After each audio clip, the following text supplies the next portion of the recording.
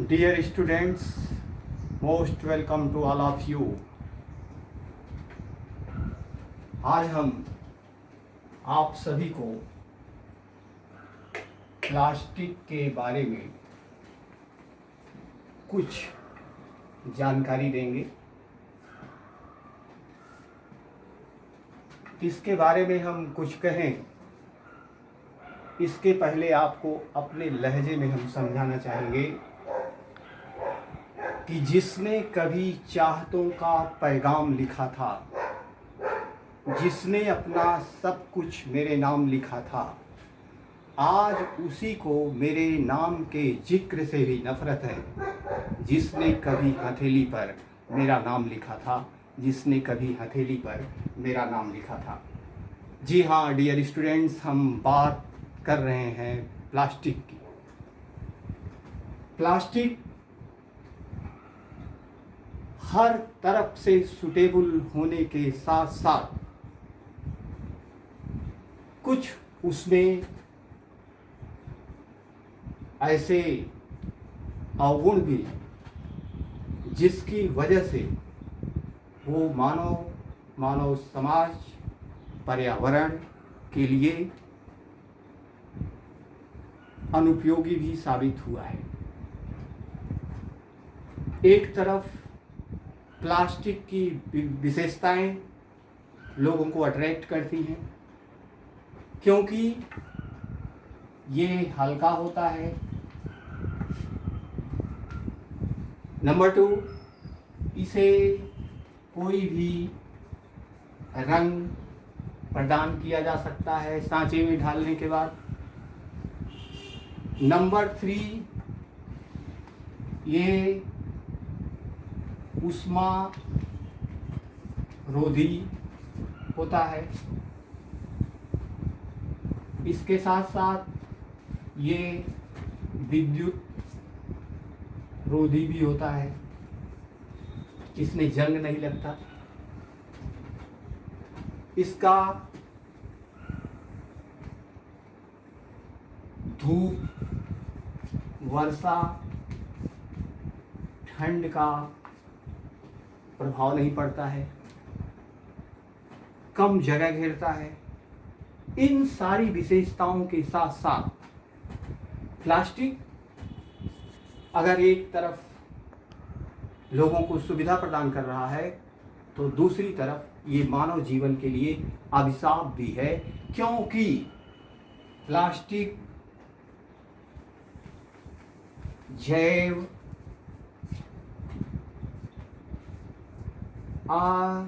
अनिम्नीकरणीय है।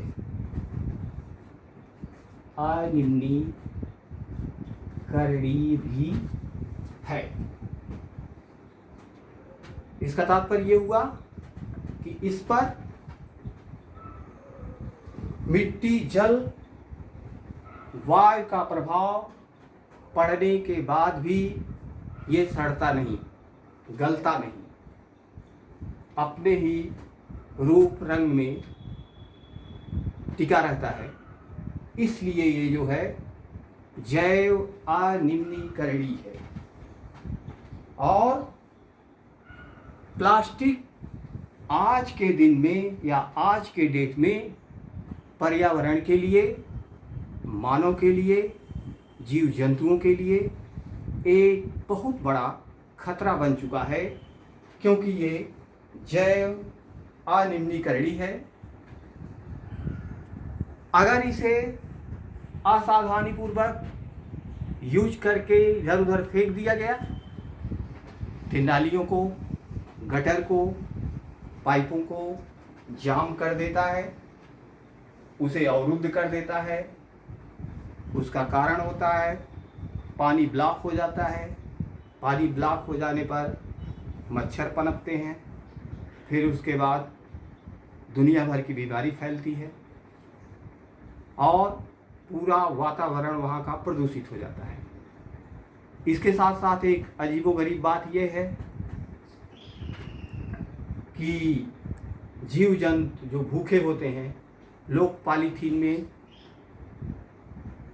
केले के छिलके, फल फूल, बचे भोजन अगर इधर उधर फेंक दिए और कोई जानवर, गाय भैंस बकरी, उसे खा ली, तो वो प्लास्टिक उसकी आंतों में जा कर के उसे अवरुद्ध कर देता है और उस जानवर की मृत्यु भी हो जाती है। अगर मृत्यु नहीं होती तो वो बीमार हो जाता है, लेकिन वो अपनी वेदना, वो अपनी संवेदना किसी को कह नहीं सकता। लेकिन ये मानव को चाहिए कि इसको हल्के में न लें, इसके प्रति जागरूक हों, क्योंकि जान है तो जहान है। ये केवल व्यक्ति विशेष के लिए बात नहीं होती है, ये सभी जीव जंतुओं के लिए बात होती है। तो जानवरों का भी अपना जान होता है, और अगर वो हमारे द्वारा फेंके गए पॉलीथीन को खा करके अगर उनकी जान जाती है तो ये हमारे लिए बेहद ही शर्मनाक विषय है। इसलिए पॉलीथीन का प्रयोग कम से कम करना चाहिए और लोगों को सुझाव भी देना चाहिए कि पॉलीथीन का प्रयोग वो कम से कम करें। इसके लिए प्लास्टिक से बनी वस्तुओं का न्यूनतम प्रयोग करें। फर्स्ट पॉइंट, आपकी ये कोशिश होनी चाहिए कि प्लास्टिक और प्लास्टिक से बनी वस्तुओं का प्रयोग न्यूनतम करना चाहिए और हो सके तो नहीं करना चाहिए। दूसरी बात, बाजार से सामान लाने के लिए सूती वस्त्र के कपड़े, झोले और बैग यूज करना चाहिए। दुकानदारों को भी ये सजेशन देना चाहिए कि वे पॉलीथीन में सामान न दें, बल्कि वे कागज के बने हुए बैग, जिसको ठोंगा कहते हैं, कागज बैग का वो ज़्यादा से ज़्यादा उपयोग करें। इससे जो है पॉलीथीन की उपयोगिता में कमी आएगी।